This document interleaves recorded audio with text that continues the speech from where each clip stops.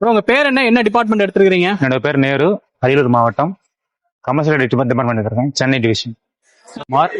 நான் வந்து இப்போ நடந்து முடிந்த குரூப் 4 தேர்வில் வந்து அக்ரிகல்ச்சர் டிபார்ட்மெண்ட் வந்து சூஸ் பண்ணியிருக்கேன். ஜூனியர் அசிஸ்டன்ட் இன் அக்ரிகல்ச்சர். பேர் வந்து புறாமூர்த்தி. நான் வந்து ஸ்கூல் எஜுகேஷன் டிபார்ட்மெண்ட் எடுத்திருக்கேன். Okay okay bro. என்னோட நேம் வந்து ஐயந்துரை. நான் வந்துட்டு ரூரல் டெவலப்மெண்ட் பஞ்சாயத்து திருவள்ளூர் டிஸ்ட்ரிக்ட்ல எடுத்திருக்கேன். எத்தனை வருஷமா டிஎன்பிஎஸ்சி எக்ஸாம் படிச்சுட்டு இருக்கீங்க? கடந்த 5 வருஷமா படிச்சுட்டு இருக்கேன். நான் ஒரு 4 வருஷமா படிச்சுக்கிறீங்க. நான் 3 வருஷமா இதை படிச்சுட்டு இருக்கேன். Okay okay. நான் ஒரு 3.5 வருஷமா படிக்கிறேன். Okay bro. இந்த 5 வருஷம் அப்படிங்கும் போது ஒர்க்குக்கு போயிட்டு படிச்சீங்களா இல்ல ஒர்க்குக்கு போகலைன்னா அந்த ஸ்ட்ரகிள் எப்படி ஹேண்டில் பண்ணி படிச்சீங்க? இல்ல, நான் ஒர்க்கை விட்டு தான் படித்தேன். நான் 2016 to 2019 ஒர்க் பண்ணிட்டு இருந்தேன். அந்த ஒர்க்கை விட்டுட்டு நம்ம குரூப் 4 ப்ரிப்பேர் பண்ணலான்னு கண்டிப்பா ஒரு ஆஸ்பிரண்டா நம்ம போகணும், கவர்மெண்ட் ஆஸ்பிரண்டா போகணும், நம்ம கவர்மெண்ட் வேலை வாங்கணும் அப்படி நோக்கத்தோட தான் வேலையை விட்டு வெளில வந்தேன். பிரைவேட் வேலையை விட்டுட்டு கவர்மெண்ட் வேலைக்கு வர்றதுக்கு முக்கியமான காரணமா நினைக்கிறது என்ன விஷயம்? ஏன்னா எனக்கு நடந்த பிரைவேட் அந்த வேலையில கடந்த கொஞ்சம் கஷ்டமான உண்மைகள் நடந்துச்சு. அதனால இந்த வேலை வேணாம், நம்ம கவர்மெண்ட் வேலை போகணும். என் ஃபேமிலி நான் தான் இப்ப கவர்மெண்ட் ஆபீசர். அதனால அந்த வேலை எனக்கு வேணாம். நான் பிஏ முடிச்சிருக்கேன், இருந்தாலும் எனக்கு அதில் கஷ்டமான இதெல்லாம் நடந்தது. அதெல்லாம் தொழில் தெரியுதுக்குன்னு நான் கவர்மெண்ட் எக்ஸாம் ப்ரிப்பேர் பண்ணேன். கடந்த 5 வருஷம் ப்ரிப்பேர் பண்ணேன். அது வேலை இல்லாமல் இருக்கும்போது கொஞ்சம் கஷ்டமா இருந்துச்சு. நம்ம எந்த வருஷம் ப்ரிப்பேர் பண்ண முடியுமோ, அடுத்த வருஷம் கிளியர் பண்ண முடியுமோ கஷ்டம் வந்துகிட்டே இருந்தது. அதை நான் அந்த கஷ்டம் தாண்டி தான் இந்த கிளியர் பண்ணிருக்காங்க. இந்த வேலைக்கு போகிற சுச்சுவேஷன்ல எல்லாம் எப்படி அதை ஹேண்டில் பண்ணீங்க? அந்த ப்ரெஷர்லாம் இருக்குமே, வேலைக்கு போகலையா இன்னும் அப்படின்லாம் கேட்டிருப்பாங்க. வீட்டில் அப்பா அம்மா கொஞ்சம் சப்போர்ட் பண்ணாங்க. அப்புறம் ஃப்ரெண்ட்ஸ் பிரதர்ஸ் எல்லாருமே சப்போர்ட் பண்ணாங்க.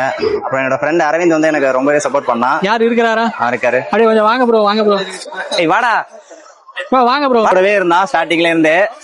ஃபெயில் ஆனதுக்கு அப்புறமும் திரும்ப படிச்சுக்கிட்டே இரு, பாத்துக்கலாம்னு சொன்னா. கடைசியில இந்த இடத்துல கொண்டாந்து என்ன எப்படியோ விட்டுட்டான். பரவாயில்ல. இன்னொரு நண்பன் வந்துட்டான். இவனும் என் நண்பன் தான்.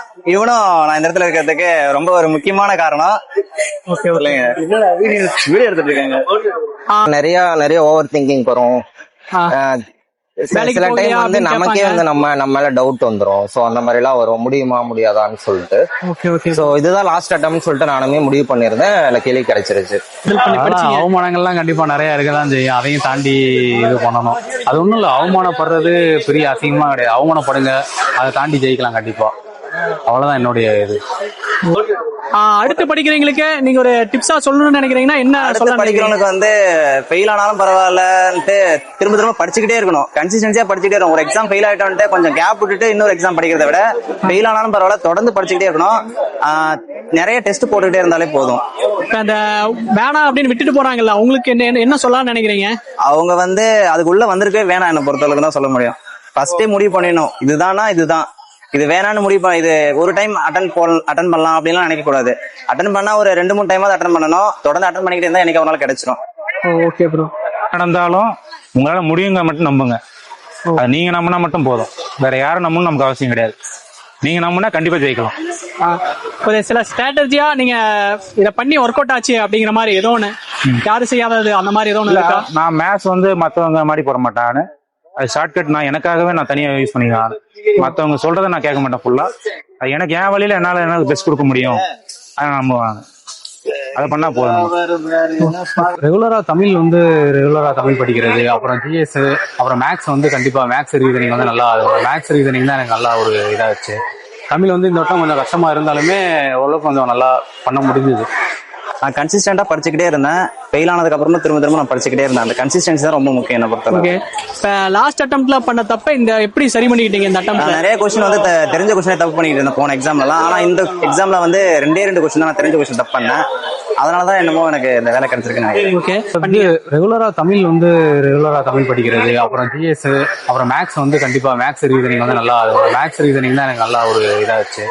தமிழ் வந்து இந்த வட்டம் கொஞ்சம் கஷ்டமா இருந்தாலுமே ஓரளவுக்கு கொஞ்சம் நல்லா பண்ண முடிஞ்சது. Okay bro. அடுத்து படிக்கிறவங்களுக்கு இந்த மாதிரிலாம் படிங்க அப்படிங்கிற மாதிரி சொல்ல விரும்புறது? அது ஒன்றும் இல்லை, கண்டிப்பா படிங்க. எல்லாரும் முயற்சி பண்ணணும்னா கண்டிப்பா இது பண்ணலாம். எவ்வளவு பெரிய இதுக்கும் இது பண்ணலாம். Okay bro. இது யாரு உங்களுக்கு ரொம்ப சப்போர்ட்டிவா இருந்தாங்க? எங்க அம்மா, எங்க மாமா, அப்புறம் ஃப்ரெண்ட்ஸ், நிறைய அன்னைங்கெல்லாம் நிறைய உதவி பண்ணாங்க. அவங்களாலதான் இந்த இதெல்லாம் கண்டிப்பா முடிஞ்சு. ஸ்டார்டிங் வந்து செல்ஃபா ஸ்டடி பண்ணேன். ஸோ அப்போ வந்து பெருசா அந்த அளவுக்கு டெஸ்ட் பேட்ச்லாம் அந்த மாதிரி போட்டது கிடையாது. ஸோ லாஸ்ட் 1 இயரா ஒரு அகாடமியில ஜாயின் பண்ணி டெஸ்ட் பேட்ச் போட்டேன். அதுல வந்து டைமிங் மேனேஜ்மெண்ட், அதுக்கப்புறம் ஆப்ஷன் எலிமினேஷன், அந்த மாதிரி விஷயத்தெல்லாம் கத்துக்கிட்டேன். உங்களுக்கு வந்து யார் ரொம்ப சப்போர்ட்டிவா இருந்து படிடா அப்படிங்கிற மாதிரி உங்களுக்கு இது பண்ணது? எங்க வீட்டுல தான் எங்க அப்பா எங்க அம்மா சப்போர்ட்டா இருந்தாங்க. அதுக்கப்புறம் என்னோட சித்தப்பா வந்து பினான்சியலா சப்போர்ட் பண்ணாரு. ஃப்ரெண்ட்ஸுமே நிறைய பேர் சப்போர்ட் பண்ணாங்க.